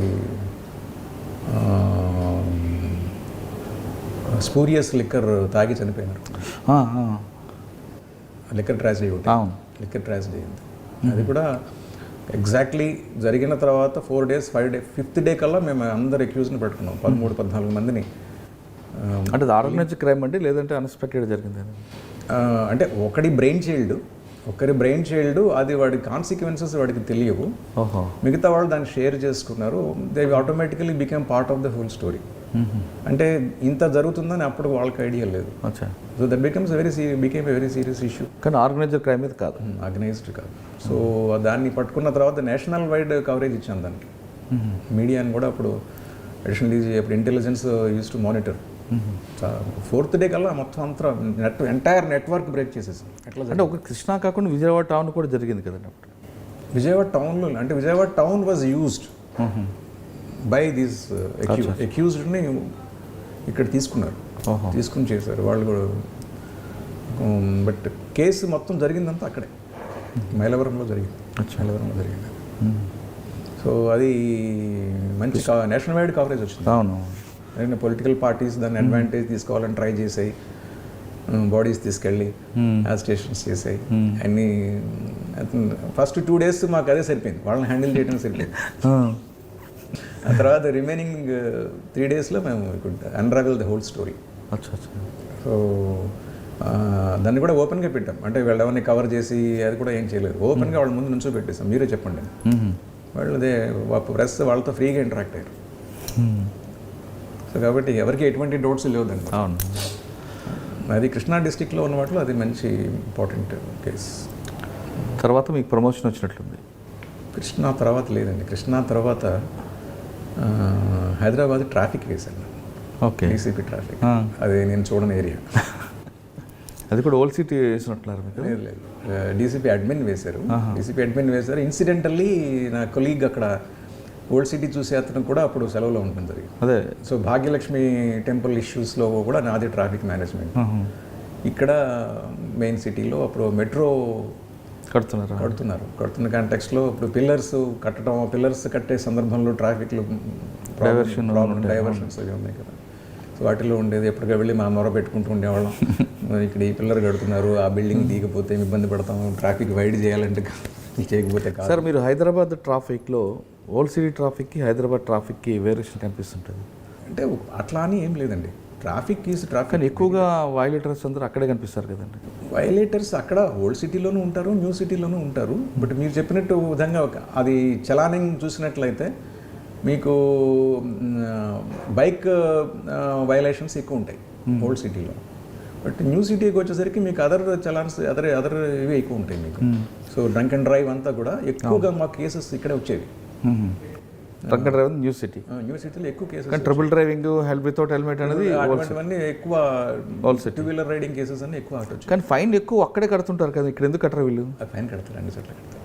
ఓల్డ్ సిటీ నుంచి ఎక్కువగా ఫైన్ వసూలు వస్తుంది. గుర్తున్నంత వరకు ఏంటంటే అబౌట్ 30 to 40% ఉండేది కలెక్షన్స్ ఎప్పుడైనా కూడా. అంతకుమించి ఉండేవి కావు. ఎందుకంటే బైక్స్ అన్నీ కూడా సెకండ్ టైం సేలు, థర్డ్ టైం సేలు అట్లా అయినప్పుడు ఏమవుతుందంటే అవన్నీ రిజిస్ట్రేషన్ ఆఫీస్లో మన ట్రాన్స్పోర్ట్ ఆఫీస్లో అప్డేట్ అవ్వవు, రికార్డ్ అప్డేట్ అవ్వదు. మీరు చలాన్స్ జనరేట్ చేస్తే ఆ చలాన్స్ ఎక్కడికి వెళ్తాయి? పాత అడ్రస్కి వెళ్తాయి. సో అందుకని ఏమైందంటే చాలా వరకు అవి అన్డిటెక్టెడ్గానే ఉండిపోయేవి.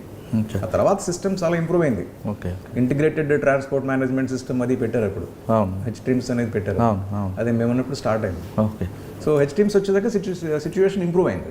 అంతకుముందు ఉండేది కాదు అంత మన వాళ్ళు మాన్యువల్గా డిజిటల్ కెమెరాస్ ఫోటోలు పోలీస్ స్టేషన్ తీసుకెళ్ళి అప్లోడ్ చేసి అట్లా చేసేవాళ్ళు. ఇప్పుడు అవసరం లేదు, ఇప్పుడు అంత అవసరం లేదు. ఇప్పుడు సిస్టమ్ చాలా స్ట్రీమ్ లైన్ అయింది. అప్పట్లో ఏంటంటే అసలు ఒక వెహికల్ పట్టుకున్న తర్వాత మీరు పీడిఏ దగ్గర పెట్టుకుంటేనే 10-15 కేసులు వచ్చినప్పుడు తెలుస్తుంది వాడిని అఫెన్సులు చేసేయడం, అది తెలిసేది. సో బట్ అప్పటికి ఇప్పటికి సిస్టమ్ చాలా ఇంప్రూవ్ అయింది కదా సార్. హైదరాబాద్కి ఓల్డ్ సిటీకి ట్రాఫిక్ తీసుకుంటే పబ్లిక్లో ట్రాఫిక్ అవేర్నెస్ ఎవరికి ఎక్కువ ఉందా, ట్రాఫిక్ సెన్స్ ఎవరికి ఉందండి? ఇద్దరికి లేదంటారా? జనరల్గానే ట్రాఫిక్ సెన్స్ అనేది తక్కువ అండి మనకి. ట్రాఫిక్ సెన్స్ అనేది తక్కువ. మీరు ఎప్పుడైనా చూడండి, ఇక్కడ డిమార్కేషన్ చేయడానికి లేదు. ఓల్డ్ సిటీ న్యూ సిటీ లేదు. మీకు ఒక ట్రాఫిక్ జంక్షన్ తీసుకుంటే ఇంత విడుతు ఉంటుంది, ఒక 3-4 క్యారేజ్ వేస్ ఉంటాయి అనుకోండి. ఫస్ట్ వెహికల్ వచ్చి సిగ్నల్ పడంగానే డివైడర్ పక్కన ఆగితే సెకండ్ వెహికల్ వెనకాల రాదండి, పక్కన ప్యారలల్గా వెళ్తుంది. అవును. అట్లా మీరు క్యారేజ్ వేస్ అన్ని మూసేస్తాం, ఫ్రీ లెఫ్ట్ కూడా మూసేస్తాం. ఫ్రీ లెఫ్ట్ కూడా ఎవరిని వెళ్ళనివ్వు. అవునా? అవును. సో ఈ కల్చర్ మనకి ఓల్డ్ సిటీ న్యూ సిటీ అని చెప్పలేము, అన్ని చోట్ల ఉంటుంది ఈ కల్చర్. మనం ఎక్కడికైనా వెళ్ళి ఎంతసేపు అయినా వెయిట్ చేస్తాం. సపోజ్ మేము సినిమాకి వెళ్తుంటే సినిమా హాల్ దగ్గర ఎంతసేపు అయినా వెయిట్ చేస్తాం, కానీ అక్కడ ఉండవు. కానీ ఆ ట్రాఫిక్ జంక్షన్ దగ్గర ఉండం. వెనకాల ఉంటే ఏమవుతుంది, ఏమి కాదు. అవును. కానీ మనం ఉండం. పక్కకు వచ్చి 10 వెహికల్స్ నిలబెడితే 11వ వెహికల్గా నుంచోబెడతాం పక్కన. సో అదేది దానికి ఓల్డ్ న్యూ అని లేదండి, ఎక్కడైనా అంతే చేస్తారు. అంటే అదొక్కటే కాకుండా సార్, మీరు చెప్తే ఇంకొక ఇష్యూ కూడా ఉంది. హైదరాబాద్లో 2000 సంవత్సరంలో ఉన్న ట్రాఫిక్, అప్పుడున్న రోడ్ స్పేస్, తర్వాత వచ్చే రోడ్ స్పేస్కి వెహికల్ సంఖ్య పెరిగింది, రోడ్ స్పేస్ పెరగట్లేదు. అదొక ప్రాబ్లం వస్తుంది.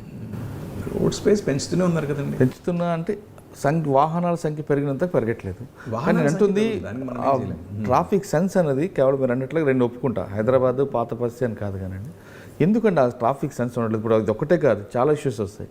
రాంగ్ రూట్లో వస్తాడు, హెల్మెట్ పెట్టుకోవడం. అంటే మనం ఏంటంటే ఒక unlike criminal offence IPC sections తోటి పెట్టే కేసు లాగా జనరల్ పబ్లిక్ దాన్ని పర్సీవ్ చేయరు. కానీ ఇదే పబ్లిక్ యూఎస్ వెళ్తాడు, అక్కడ కరెక్ట్గా అన్ని చోట్ల చేస్తారు. అక్కడ దాకా ఎందుకు యూఎస్ దాకా మీరు ఎయిర్పోర్ట్కి వెళ్ళండి, మీరు లైన్లో నిలబెడతారు. ఒక్కళ్ళు కూడా మీరు షర్ట్ తీయమంటే షర్ట్ తీస్తారు, బెల్ట్ తీయమంటే బెల్ట్ తీస్తారు, పర్స్ తీయమంటే పర్స్ తీస్తారు.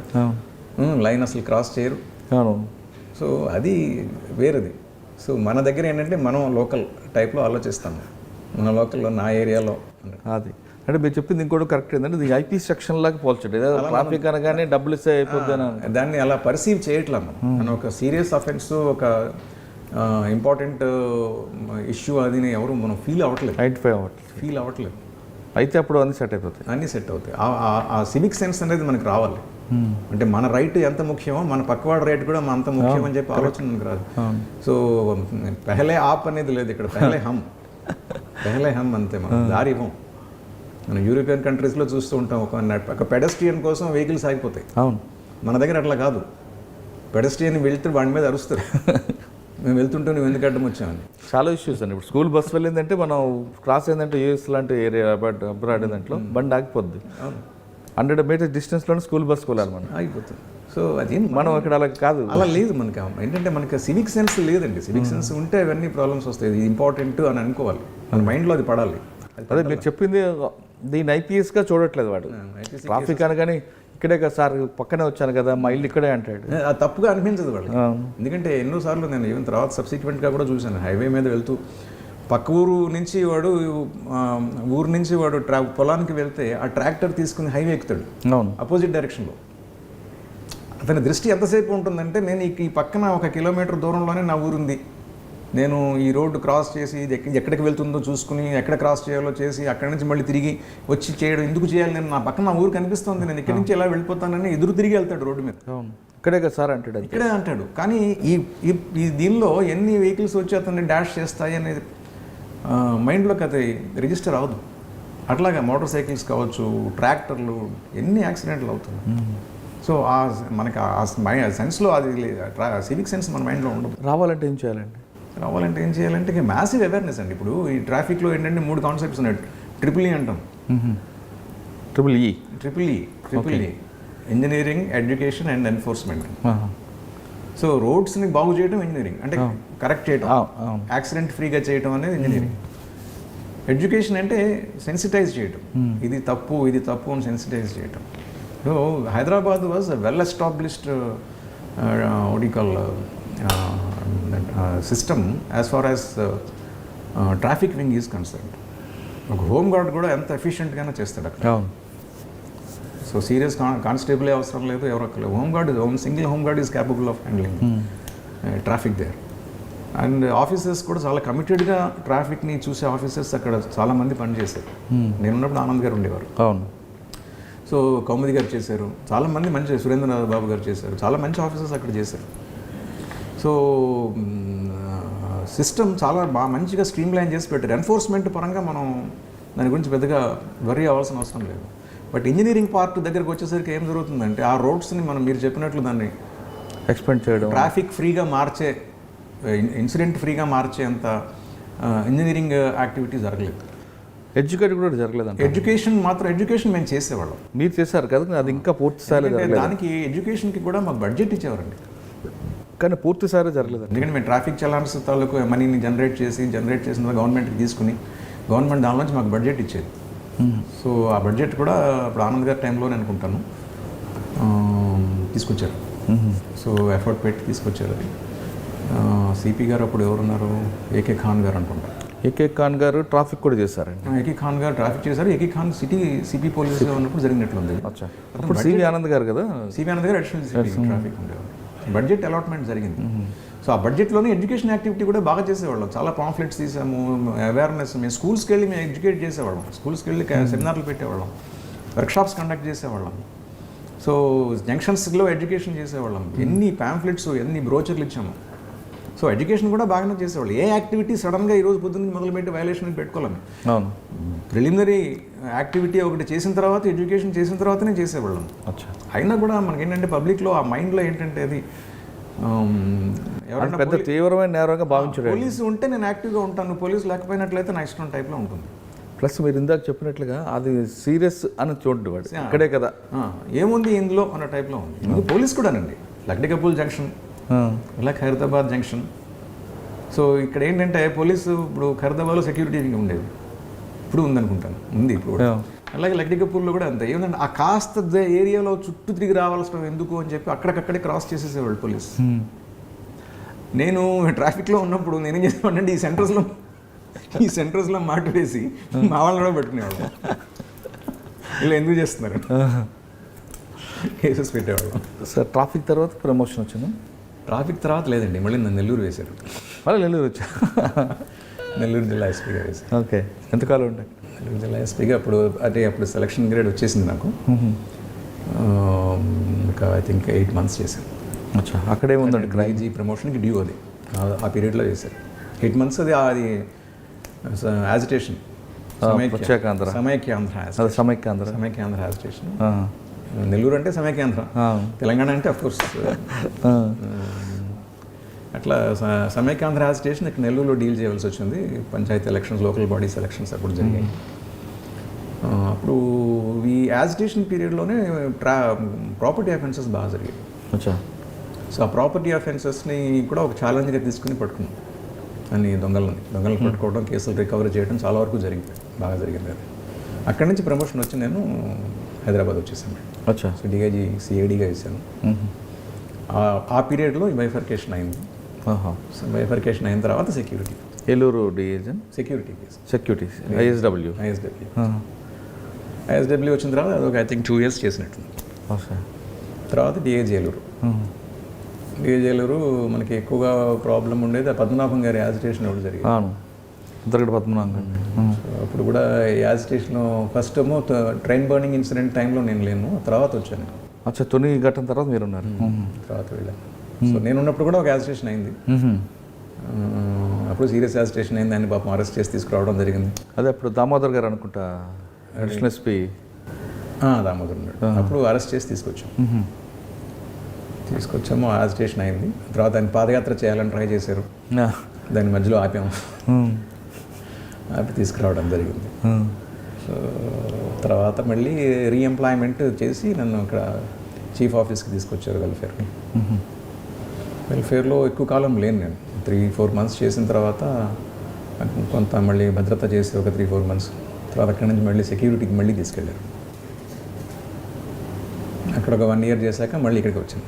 ఇప్పుడు ఓఎస్డి వెల్ఫేర్. ఓఎస్డి వెల్ఫేర్ అంటే ఇక మీ వర్కే ఉంటుంది, వర్క్ డ్యూటీస్. ఓఎస్డి వెల్ఫేర్ అంటే మాకు అబౌట్ 65,000 పీపుల్ పోలీస్ ఫ్యామిలీస్ ఉంటాయండి. ఈ 65,000 పోలీస్ ఫ్యామిలీస్కి వాళ్ళకి సంబంధించిన వెల్ఫేర్ యాక్టివిటీస్. ఆ వెల్ఫేర్ యాక్టివిటీస్లో మీకు ఏముంటాయంటే వాళ్ళకు ఫ్యామిలీ పరంగా ఉండే ఇబ్బందులు బేసిక్గా ఏంటంటే ఎవరికైనా ఫ్యామిలీలో ఉండే ఇష్యూస్ అనేది చూస్తాం. చిల్డ్రన్స్ ఎడ్యుకేషన్, ఆడపిల్లలు ఉంటే మ్యారేజెస్, తర్వాత హెల్త్ ప్రాబ్లమ్స్. సో వీటికి సంబంధించి ఏదైనా యాక్టివిటీస్ టేకప్ చేయాలంటే అంటే ఆరోగ్య భద్రత అవన్నీ స్కీమ్స్. ఆరోగ్య భద్రత కూడా సపరేట్గా ఉంటుంది, అది కూడా ఇట్స్ ఓవరాల్గా ఇవన్నీ వెల్ఫేర్లోకి వస్తాయి. అచ్చా. సో ఆరోగ్య భద్రత ఒకటే కాదు, ఆరోగ్య భద్రత అంటే క్యాష్లెస్ ట్రీట్మెంట్. అది ఇండివిజువల్స్ చేసే క్యాష్లెస్ ట్రీట్మెంట్ కిందకి వస్తుంది. అచ్చా. వెల్ఫేర్లో ఏంటంటే మనం వాళ్ళ యాక్టివిటీ చూస్తూ హెల్త్ చేయించడం, హెల్త్ చెకప్ చేయించడం, క్యాంప్స్ పెట్టించడం, వాళ్ళకి ఏదైనా హెల్త్ ఇష్యూస్ని అడ్రస్ చేయడానికి ఏదైనా మార్గం చూపించడం. సపోజ్ ఇప్పుడు cancer, so cancer problems handle చేయడానికి సర్వే బేస్డ్ ఫైండింగ్స్ తోటి ఏరియాస్ని ఐడెంటిఫై చేసుకుని వాళ్ళని క్యాన్సర్ స్క్రీనింగ్ చేయించడం. సో హెల్త్ రిలేటెడ్ యాక్టివిటీస్ చేయించడం అండి. సరే, మన కరోనా టైంలో జరిగింది మాత్రం we can say excellent work జరిగింది. గౌతమ్ సవాంగ్ గారు చాలా పర్సనల్ కేర్ తీసుకుని సూపర్వైజ్ చేశారు. మన దగ్గర చాలా మంది చనిపోయినట్టున్నారు. సెంట్రల్ ఇక్కడి నుంచి మన సెంట్రల్ కమాండ్ సెల్ పెట్టుకుని ఇక్కడి నుంచి మానిటర్ చేయడం జరిగింది. మెడిసిన్స్ బాగా ప్రొక్యూర్ చేసి అందరికీ సప్లై చేసాం. ఎంతమంది చనిపోయి ఉండొచ్చు? దగ్గర 25,000 మందికి వరకు ఎఫెక్ట్ అయ్యారు. 200 చనిపోయినారు. చాలా బాధ. 200 చనిపోయినారు. చాలా అంటే ఆ చనిపోవడం కూడా మామూలుగా ఏదో వాళ్ళని మనం ఇగ్నోర్ చేసింది కాదు. చాలా మెటిక్యులస్ కేర్ తీసుకున్నారు ఆఫీసర్స్, ఎస్పీలు అందరూ. అంటే వాళ్ళని మామూలుగా ఎఫెక్ట్ అయిన దగ్గర నుంచి టెరిషరీ కేర్ వరకు ప్రతి స్టెప్లోనూ వాళ్ళని మానిటర్ చేసి, వాళ్ళ హెల్త్ మానిటర్ చేసి, వాళ్ళకి సప్లిమెంటేషన్ ఆఫ్ మెడిసిన్స్ కానివ్వండి కొనేసి పెట్టేసుకున్నాం. మేము స్టాక్ కొనేసి పెట్టేసుకున్నాం. అప్పట్లో మేము రేర్ మెడిసిన్స్, రెమిడిసివిర్ ఇట్లాంటివి విటోస్లిజుమాబ్ కానీ ఫ్యాబిఫ్లూ అని ఏవైతే అప్పటి రేర్ మెడిసిన్స్ అది చాలా అవసరం అనుకున్నారు అవన్నీ మేము కొనిపెట్టేసేసి అన్ని జిల్లాలకి వాటిని డిస్ట్రిబ్యూట్ చేసేసి టైంకి ఎప్పుడు ఆ ప్రాబ్లం వచ్చింది అంటే వెంటనే పంపించడమే ఆ ఏరియాకి ఫ్రీగా. అట్లా మెడిసిన్స్ సప్లై చేసాము. తర్వాత ఫ్రీగా వాళ్ళకి ఎయిడ్ ప్రొవైడ్ చేసాము. వాళ్ళ హెల్త్ సప్లిమెంట్స్ ఇచ్చాము. వాళ్ళ ఫ్యామిలీస్కి కావాల్సిన ప్రాబ్లమ్స్ కూడా మన ఫ్యామిలీ వెల్ఫేర్ డస్క్లను పెట్టి, వీళ్ళందరూ బందోబస్తులో ఉంటారు, డ్యూటీలలో ఉంటారు, ఫ్యామిలీస్ సఫర్ అవుతూ ఉంటాయని వాళ్ళకి కావాల్సిన ఎసెన్షియల్ కమోడిటీస్ కూడా మేము ట్రాన్స్పోర్టేషన్ చేయించడానికి స్టెప్స్ తీసుకున్నాం. Okay. Families were taken care of. వాళ్ళ హెల్త్కి కూడా మనం హెల్ప్ చేసాం. తర్వాత కరోనా పేషెంట్స్కి హెల్ప్ చేసాము. చనిపోయిన ఫ్యామిలీస్కి ఇక్కడ ఆపరేషన్ ఒక డాష్ బోర్డ్ లాగా పెట్టుకుని మేము ఇక్కడ రోజు మానిటర్ చేసేవాళ్ళం. మానిటర్ చేసి ఎవరెవరు చనిపోయిన వాళ్ళకి ఇమీడియట్గా రిలీఫ్ ఏమి ఇవ్వాలి ఫ్యామిలీస్కి, వాళ్ళ వేరే సోర్సెస్ నుంచి వాళ్ళకి ఎటువంటి రిలీఫ్ ఎక్కడెక్కడి నుంచి రావాలి అవన్నీ మానిటర్ చేసేవాళ్ళం. మానిటర్ చేసే వాటి నుండి నేను ఎప్పటికప్పుడు అప్డేట్ చేసుకుంటూ చేసేవాళ్ళం. మా సెంట్రల్ కమాండ్ సెల్ నుంచి చాలా ఇన్ఫర్మేషన్ గ్యాదర్ చేసేవాళ్ళం. సార్, చనిపోయిన వాళ్ళలో ఫస్ట్ అనంతపురం జిల్లాకి ఒక వ్యక్తికి మీరు 50 లక్షల రూపాయలు ఇప్పించారు. అవునండి. తర్వాత మిగతా అందరికి ఇచ్చారా? 50 లక్షలు ఇవ్వలేదండి. 50 లక్షలు కూడా ఏంటంటే ఎక్స్ట్రా ఆర్డినరీ గెస్చర్ సీఎం గారు అతను డ్యూటీలో కూడా ఉండి చనిపోయినాడు. అతను చాలా కష్టపడి. అవును, సీఎం గారు ప్రకటించారు, వెంటనే డీజీ గారు ఇచ్చారు. తర్వాత మిగతా వాళ్ళు అటువంటి రిలీఫ్ని ప్రతి ఒక్కరికి మనం ఎక్స్టెండ్ చేయాలంటే మన రిసోర్సెస్ కూడా అంత సరిపోవు. కానీ మిగతా వాళ్ళకి ఇచ్చారు. 50 లక్షలు కాకపోయినా 50 లక్షలు కాకపోయినా కనీసం 20 లక్షలు ప్రతి ఫ్యామిలీకి అందేయండి. Right, super. కనీసం అంటే up to you can say 30-35 దాకా వెళ్ళాయి. డిఫరెంట్ ర్యాంక్స్ని వాళ్ళ దీన్ని బట్టి మినిమం 20 lakhs అయితే ప్రతి ఫ్యామిలీకి ముట్టాయి, చనిపోయిన ప్రతి ఫ్యామిలీకి. అది మరీ ప్యాథటిక్ కేసు కాబట్టి సీఎం గారు అనౌన్స్ చేస్తారు. ప్యాథటిక్ కేసు, అతను ఏజ్డ్ ప్రాబ్లం, పిల్లలు ఉన్నారు, చాలా ఇబ్బందులు ఉన్నారంటే స్పెషల్ గెస్చర్ సీఎం గారు చేశారు. అది కూడా తన ఫండింగ్ చేశారు ఆయన. అవును, సీఎం గారు. ఎందుకంటే ప్రైమ్ మినిస్టర్ గారు ఇచ్చిన అనౌన్స్ చేసిన ప్యాకేజ్లో అప్పుడు ఫ్రంట్ లైన్ వర్కర్స్లో పోలీస్ని ఐడెంటిఫై చేయాల. ఓహో, మేము ఇక్కడి నుంచి ప్రపోజల్స్ పెట్టాం కానీ అవి యాక్సెప్ట్ అవ్వలేదు. ఇన్సూరెన్స్ కంపెనీస్ కూడా వాటిని తీసుకోవాలి. అందుకని మన సీఎం గారు చేసిన గెస్చర్ తోటే మనం చేసామని. తర్వాత కూడా సీఎం గారు మళ్ళీ ఇచ్చారు, ఇంకొక 10 lakhs వరకు ఆయన కూడా ఇచ్చారు. ఓకే సార్, ఫైనల్గా మీరు వచ్చినప్పుడు 87లో పోలీస్ అంటే పబ్లిక్కి పోలీసు మధ్యన ఒక గ్యాప్ ఉండేదండి. అదేవిధంగా పబ్లిక్ కూడా పోలీసుని బాగా గౌరవించేవారు అప్పట్లో. అటు 1000 మంది నిలబడినా పోలీసు ఒక కానిస్టేబుల్ నిలబడితే చాలు, అంత డిస్ప్లేస్ అయిపోయి అంత రెస్పెక్ట్ ఇచ్చారు. భయమో లేదా భయంతో కూడా గౌరవం తెలియదుగా జరిగేది. ఇప్పుడు అది క్రమేపీ తగ్గుతుంది. దానికి కారణం ఏమనుకోవచ్చు. రెండవది, డిపార్ట్మెంట్లో రావాల్సిన కొత్తగా రావాలి, చేయాలి సర్వీస్ అనుకుంటున్నారు, వాళ్ళకి మీరు ఇచ్చే మెసేజ్.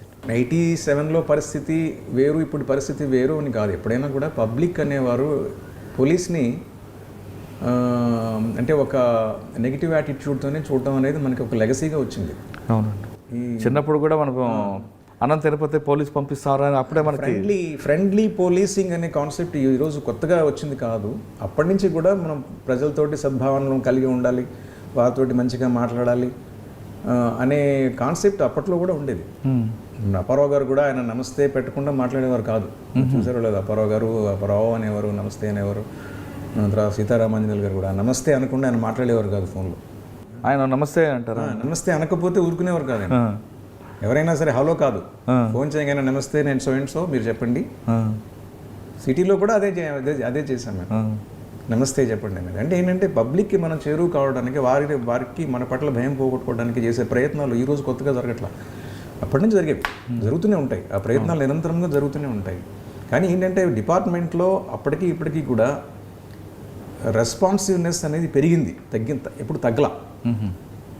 అంటే నా పర్సెప్షన్ ఏంటంటే, మనం ఎలాగైతే టెక్నాలజీ ఇవాల్వ్ అవుతుందని మీరు అంటున్నారో, ఎలాగైతే ప్రజలలో అవేర్నెస్ ఎలా పెరుగుతుందని అంటున్నారో, పోలీసులో కూడా యాటిట్యూడ్నల్ చేంజ్ చాలా వచ్చింది. అవును, ఫ్రెండ్లీ పోలీసింగ్ అనేది గతంలో ఉన్నదానికంటే ఇప్పుడు ఎక్కువే ఉంది. మరి ఆ డెఫిసిట్ ఎందుకు అనిపిస్తుంది? డెఫిసిట్ అనేది మన పర్సెప్షన్ అండి. డెఫిసిట్ అనేది మన పర్సెప్షన్. ఎందుకంటే ఏమవుతుందంటే media plays very great role in influencing the minds. పబ్లిక్ని ఇన్ఫ్లుయెన్స్ చేయడంలో మీడియా ఎక్కువ రోల్ ప్లే చేస్తుంది.